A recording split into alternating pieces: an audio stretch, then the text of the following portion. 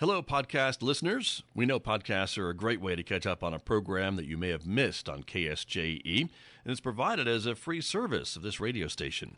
But you know, KSJE is now listener supported, and so while you enjoy this podcast, we hope that you'll also take some time to join KSJE.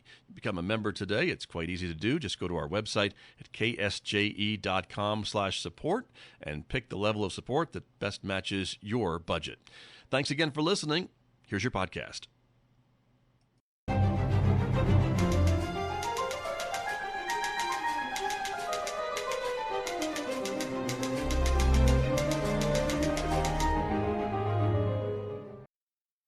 Welcome back to Right on Four Corners. I'm your host, DelSheree Gladden. I'm a USA Today bestselling author of over 30 published novels and a 9th grade English teacher. On this week's episode, I have Patricia Tharp.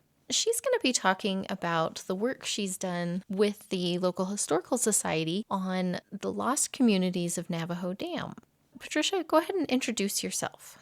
Well, I typically go by Patty, and I grew up in Farmington and graduated from Farmington High School in 1969. And then I went on to UNM and graduated in 1973. My major was history, and I married Don Tharp that same year in 1973. He was a local boy, but from Bloomfield.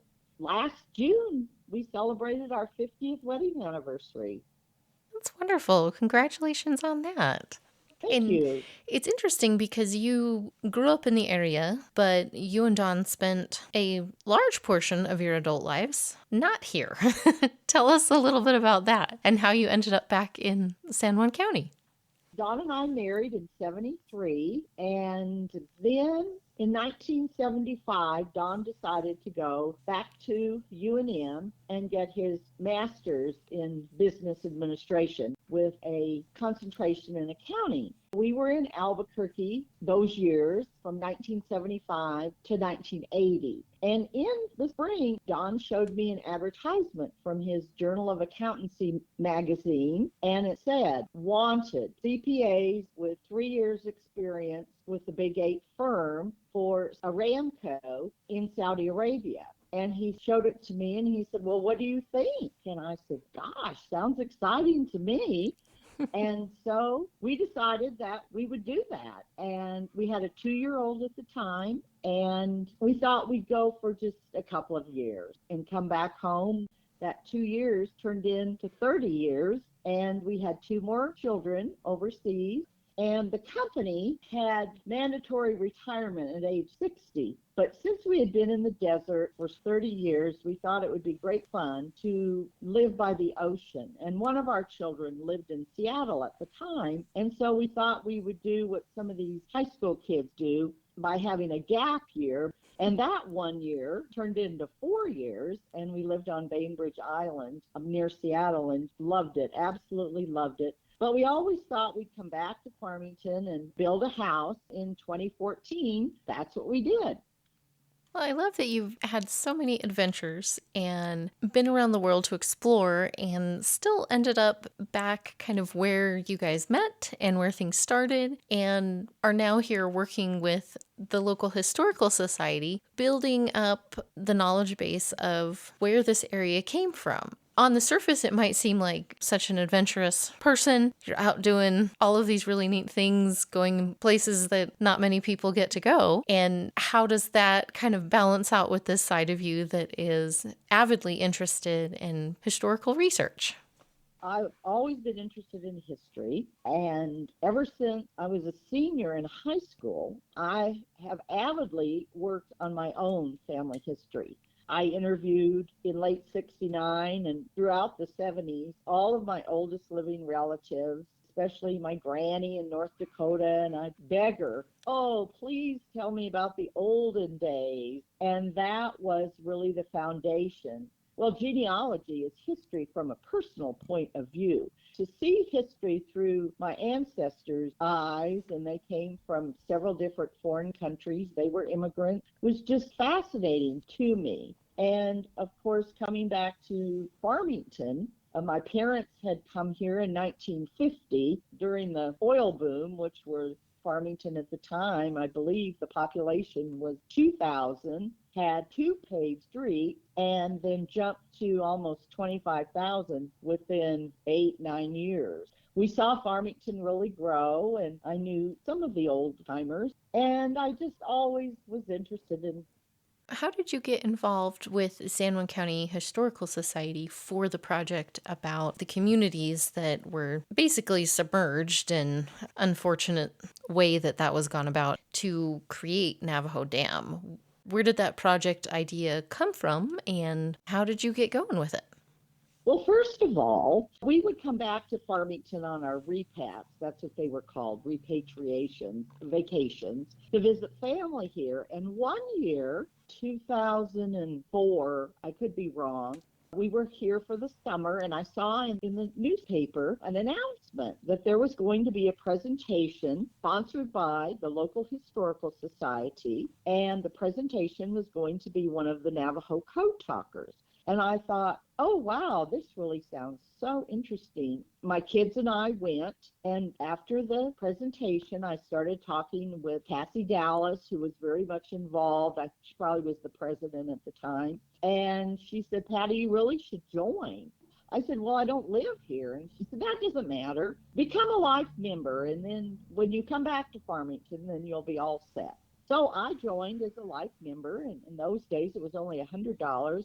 Now it's $500, but of course the money is well spent for projects. When I moved back to Farmington in 2014, I got active then in the organization. And as far as the lost communities of Navajo Dam are concerned, I never even knew that there were lost communities. I never even knew that people had been displaced. But as a child, I saw the dam go up. It took 5 years to build, between 1958 and 1962. And when I was 11, I attended the dedication of the Navajo Reservoir with my parents on September the 15th, 1962. And I remember it was such a hot, hot day. Later, I read that over 5,000 people attended that dedication. And at the time, our Secretary of Interior was Stuart Udall, and he gave the keynote address. And I always remembered that. And then later, our family had boat at Navajo Lake, and we finally graduated to a houseboat where we could go and spend every weekend at the lake. Every time we passed this little church just below the spillway, it's a tiny adobe church. It sat on a little knoll. I always wondered about it. And it was on a knoll because all of the land around it and for miles around had been dug out for this dam, which was earthen. And I knew it was a Catholic church. And in those days in the 70s, they still had a Sunday Mass. Our boat was on E-slip, and I can see in my mind today the Corey family heading off to Mass on Sunday mornings wearing their lake clothes.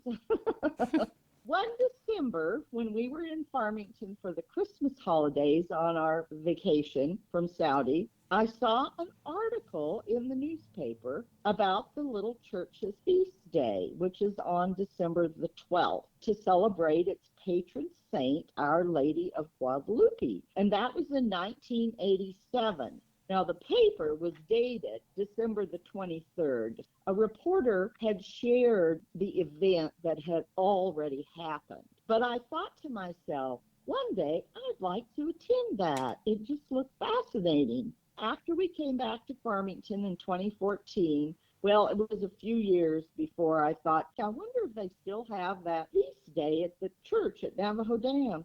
So I got on and Googled and couldn't find anything about the church. Apparently, it no longer had any masses. I decided to call the Catholic Church in Blanco, St. Rose of Lima, and just ask. And I looked up what the feast day would be for Our Lady of Guadalupe, and it's December the 12th. And I said, is there going to be any feast day or anything this year?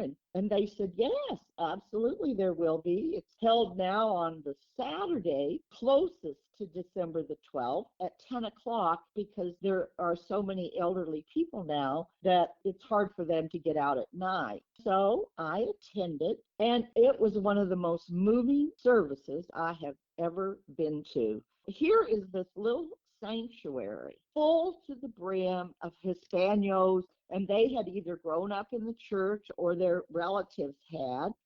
And that particular service, Father Jim was still the priest, and he gave a wonderful homily about their rich Hispanic heritage. And after the Mass, the congregation gathered outside for a procession around the church 3 times, which symbolizes the Trinity. And then those that were especially chosen that year to carry the statue of Our Lady of Guadalupe on a little bier. And we passed little luminario fires all the way around to signify, to light the way for Jesus. I looked around and I wondered who these people were and what was their connection to this little chapel, so forlorn and isolated from any civilization. One day, the president of the San Juan County Historical Society, who was Zane Wood, suggested, Patty, why don't you interview some of these people? It would be just great to have their oral histories. He knew one of the families and arranged an interview. Delia Velasquez and her husband had been displaced when the dam was built, as well as her parents. The seed for the book germinated from there. I had no idea that anyone was displaced to build that lake, much less 200 families. Well, it's so interesting that that's what got you started on the path was the little church, because that's actually how I became aware of the history behind the Navajo Dam as well, and the families and communities that were lost. I can't remember if it was Vicky Holmston or Vicky Ramaka sharing their experience of having gone to the feast day and participated in that. And I was really astounded because I had never really heard that talked about in the community as any significant part of the history of this area, of these families and really these whole communities that were just kind of like, okay, well, now you have to move. Thinking about that today and how those processes are handled, it's thankfully different because it seems like going through what you researched and learning more about that it maybe wasn't in the way that you would have hoped it would have been handled in some aspects. Yes, the people at Los Martinez, and Los Martinez was the community by the little church. And even though that area was not submerged, the people there still had to leave because that is where they dug the earth to build the dam.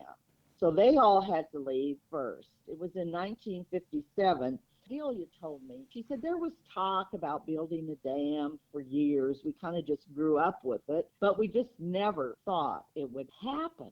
And then in 1957, they started getting knocks on the door from the Bureau of Reclamation or the Department of Interior saying that you have 1 year to vacate your property. And whatever you don't take, we're going to just bulldoze. Can you imagine? Somebody came to your door and said, you have one, especially when you had a little farm where you grew crops and you had livestock and you were told you had to go. The people were told that they would be paid $125 for irrigated acre or $85 for dry land. Looking around right in the same vicinity, the acreage was going for like as much as $600 an acre. And there was no relocation expenses that were going to be given. They looked at each other and it was like, well, where do we go? What do we do? For the elderly, it was extremely traumatic. I've heard stories from the people that I've interviewed about their parents, and some of them just ended up wherever they went, off to live with a child or got a little house or apartment somewhere, and they became very despondent and depressed, and just because their whole community, their bond, were just severed. It was heartbreaking to hear. It really is. This just seems like such a different instance because it's not just like, okay, you have to leave your home and you have to find a new home somewhere else. Like, it was really taking away a whole way of life for people. For someone that's how they've lived their entire life, to suddenly have to change everything about the way they function in the world. That Exactly. And is a a lot huge of thing to people, ask of people. it absolutely was. And most of these people didn't speak English. They were Hispanos. Many of them were uneducated, so they couldn't fight it. I heard of one case where an Anglo man in one of the communities hired an attorney, and he did get more money for his land. But most of these people, they had no money to hire an attorney to fight for their rights. They took what they could, and they were told often too. They said, well, if you don't like what you're going to get, well, then we'll just end up giving you nothing because we're taking this land. Mm-hmm. You're losing it regardless. It was really sad. And there were 4 little communities, Los Martinez, and then there was a little community at the confluence of the San Juan River and the Pine River, the Los Pinos, kind of where the marina is today. And then further upstream, near the Colorado border, was Rosa. And Rosa was the biggest community. It had commercial endeavors. Los Arboles, which was right across the Colorado border. And it too had commercial stores. And Los Arboles also had more Anglos than any of the other communities did. But my goal in the end was to preserve and share some of these stories that were going to be lost when the elders passed on. So much information will be lost unless they share it. Well, and I was going to ask how you started with your research. It sounds like you did have some contacts with some of the people who were still around from growing up here that maybe kind of helped point you in the right direction or give you some background. But what was that process like of trying to reach out to people and find some of these descendants or those who were still living to be able to ask them about this and get their stories? Zane Wood was instrumental at the very beginning in introducing me to Delia Martinez, the last. And Los Martinez was named after her grandfather who settled there in the late 1870s. And so I interviewed her, and then she suggested other people. She drew me a little map in the 1920s, for example, and 30s, who lived where along the river at that time, and people that might still be alive for me to interview.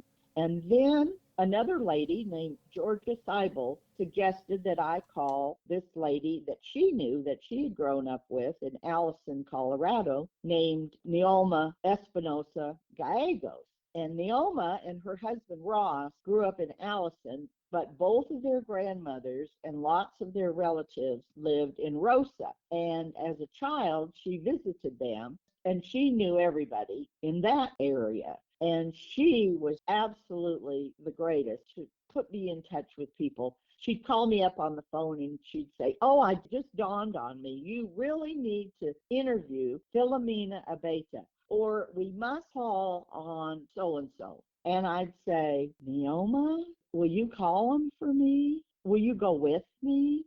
Because I knew that if I just cold called, I wasn't going to get very far. If I knocked on their door, even if I called and made an appointment, I'm a stranger. And so she just opened so many doors, both Delia and Neoma, but especially Neoma, because she knew so many people from Rosa and Arboles. We'd go together and we'd walk in their house. And of course, they were really skeptical of me. And then all of them would start speaking Spanish a mile a minute. And Noma would tell them what the reason that I was there again, that I was writing about these communities and the history and the people who had been displaced, and that I wanted to ask some questions about that. And so then gradually they'd warm up to me, and then they'd bring out their prize photographs, which weren't very many because most people couldn't afford a camera. But they did have often a studio picture of when their grandparents or parents got married, or a few other pictures. And of course, I never asked to even borrow them, but instead I took pictures with my iPhone. So those treasures never left their sight. And I took copious notes while they were telling me these stories. I knew if I pulled out a tape recorder, that would be the end of that they would just clam up. So I never even tried doing that. Although it's a shame, because it would be just so wonderful to have that preserved. But I took notes, and then I went home. In my head, I'm remembering the cadence of their voices, how they explain things, and I tried to put those stories in their words for these different families.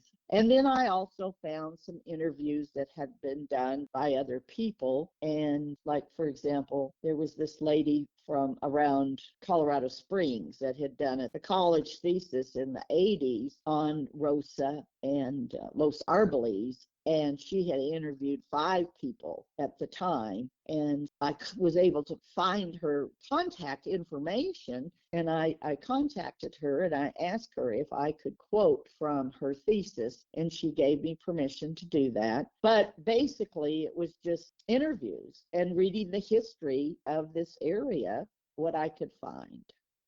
That's an interesting blend, because I think you think of, historical research, and you think documents and sifting through everything like that. But really, it's a combination when possible. And I'm glad that you were able to make contact with some of those who are still in the community and living, and be able to build that trust up, because that is a hard thing to let go of certain artifacts.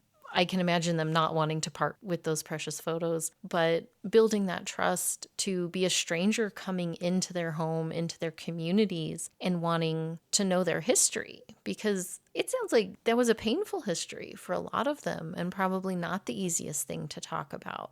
I'm sure they appreciate so much, and I really admire that you were able to take that time and build up that trust with people from those communities to hear those stories, because like you said, they would just be lost otherwise. If not everybody thinks, well, I've lived through something really unique, I should write that down. That just doesn't occur to a lot of people. And I think we lose so many interesting stories because people don't think to record or share or write. And having that interest to take the effort to go out and really learn more and share what that experience was like with people, I think that's so valuable. Well, and then I would ask, well, do you know when your grandmother was born, or when they married? And oftentimes they did not know. Or they might, well, I think they came from Tierra Maria, or I think they came from the San Luis Valley down here in the 1870s or 1880s, but they weren't sure. And so what was also a huge resource for me was when I discovered that there had been transcriptions of the baptisms and marriages for San Jose Church in Parkview, which is now gone back to its original name of Los Ojos, which is just actually a stone's throw from Tierra Maria, because this area was Rio Arriba County until San Juan County was formed in 1887. And there was no Catholic parish here until 1900. So the priests would come periodically, infrequently, ride horseback from, at the beginning it was El Rito, and then when Tierra Maria or Parkview established a parish in 1883, then the priests came from there. And they would come, like I say, infrequently, depending on weather, by horseback, and they would come to these communities and they would say mass, and they would baptize the babies that had been born since the last time they were here. They would marry couples, and then they would go back to Parkview and record it in the parish register. And those have been transcribed from Spanish into English, and I purchased all those books, even for Abiquiu, because the people who came to the Tierra Maria area came from Abiquiu or El Rito, and so I purchased all those books. Many of them were published by the New Mexico Genealogical Society. So I was able to give a bit of a genealogy for even their brothers and sisters, for some of the older people, because this was listed, in the baptisms. And the Catholic records are so fantastic because they give the maiden names of the mothers, the bride, and often the parents' names when they get married. So I could go back, trace their family back, and then made photocopies of everything I found: census records, land records. For 3 people, I ordered their family's homestead records from the National Archives, and that's $50 for a homestead file. I was happy to do it. I didn't charge them a thing, but shared with them the information that I found in those files. And so they really appreciated that as well. So I was able to fill in a lot of blanks on their family history. And it would just be so wonderful someday to have not an encyclopedia exactly, but a compendium or something of all of the Hispaniola families from our area, and not just the ones that lived in the lost communities, because their history is just wonderful. And they've been here for 4 centuries, some of them. That is pretty They're amazing. I hate to jump in and cut off where you're at because I know you have a ton more information to share and wonderful stories. So we'll have to just pause there and encourage people to reach out to the San Juan County, New Mexico Historical Society to read more about the lost communities of Navajo Dam, because we are out of time. But I wanted, before we wrap up, just to give you a chance, Patty, to tell people where they can find out more and how they can access the book and that information, and reach out to the Historical Society if they would like to be involved in something like continuing some of this work and learning more about the area. Oh, absolutely. Absolutely. We welcome all members, all people in that San Juan County, to join the San Juan County Historical Society. And our office and archives is located in Aztec at 201 North Main Street. It's next door to the Aztec Museum in Pioneer Village. And we're open 3 days a week: Wednesday from 10 to 12, Friday from 2 to 4, and Saturday from 10 to 12, where my books, as well as 18 other books that have been written about San Juan County, are for sale. And my books are also available at Maria's Bookstore in Durango, and Laura Witt's Style Shop in Ignacio. And all of the books are available at Farmington Museum and the Aztec Museum and Amy's Bookcase. And most of the books go for $10 each, except my Lost Communities of Navajo Dam Volume 2 on Los Pinos Rosa and Los Arboles is $12 because it's thicker. There's more into it. And the the recent Green Lawn Cemetery book is $12. But we would love for anybody to join and just reach out to us. Our post office box is 1252, so you could call or write for information as well. And our number is 505-334-7136, and the email is kind of complicated, so just call and leave a message. Yep. Find them on Facebook. That might be easier than some of that too. But yeah, you guys are out there and available. It's a really active, wonderful group. I've had the chance to talk to several of you and work with them when I was with the newspaper. But yeah, I hope people check it out, not only look at the book, but see what's going on with the Historical Society and how they might help with some of these big projects of preserving some of the history of this area. We'd love it. We're all volunteers, so we'd be thrilled, just thrilled. And anybody is welcome to reach out to me. My email is p_tharp@hotmail.com, so I can help in any way too. Wonderful. So. Well, thank you, Patty, so much for taking the time to talk with me about your book and your work and what people can do to join the effort and help preserve more of the history. Thank you again, and really appreciate having you on. You're very welcome, DelSheree.